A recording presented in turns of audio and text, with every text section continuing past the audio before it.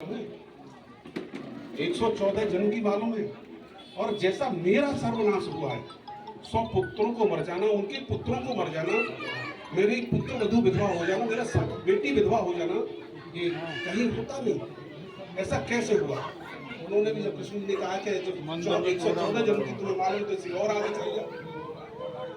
जब आगे जब जाके देखती है तो वही ये गति देखती है। तो ये जो पुण्य और कर्म है, ये विषय है। हम लोग इस समय भक्ति कर रहे हैं, इस समय कष्ट में होंगे, लेकिन ये हमारे खाते में भविष्य की निधि जैसी जुड़ रही है।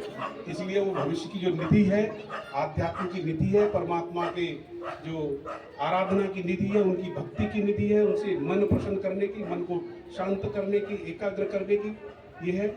इस सब में हमारी सदगति बनी रहे।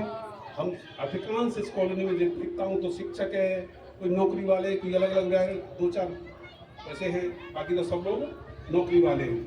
बड़ी संख्या में रिटायर वाले लोग, बड़ी संख्या में रिटायर वाले लोग, तो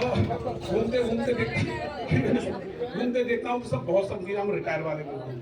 तो रिटायरमेंट की हो रहे तो परमात्मा का उनके स्थान मिल गया, घूमने फिरने का स्थान मिल गया, भक्ति का स्थान मिल गया, एक वातावरण का स्थान मिल गया।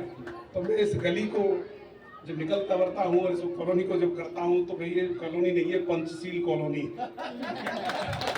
अब ये मेरे कभी नहीं, उनसे भी शेयर नहीं करता, कभी नहीं करता, लेकिन सबके मन के भाव को देख करके, अलग अलग लोगों के भाव को देख करके फिर मैं कहता हूँ, फिर मेरे मन में बात में आती है कि तुमने ये निर्णय ठीक किया, देर से लिया लेकिन निर्णय ठीक लिया। बाकी तो परमात्मा हमारे साथ है। हम ईश्वर से प्रार्थना करते हुए उनके श्री चरणों में वंदन अभिनंदन करते हुए अपनी वाणी को प्रणाम, और सभी बहनों के श्री चरणों में प्रणाम, यहाँ भक्तजनों को भी मेरा प्रणाम। और माननीय पंडित जी बड़े सेवा भाव से यहाँ लगते हैं और बड़ा चिंता करते हैं। मैं उनको भी देखता हूँ कि बड़े आदर्श स्वभाव में रहते हैं, तो इसलिए पंडित जी का भी बहुत बहुत आभार। आयोजकों का, सागवान सिटी के सागवान मालिक जी का, सबका मेरी ओर से बहुत बहुत धन्यवाद।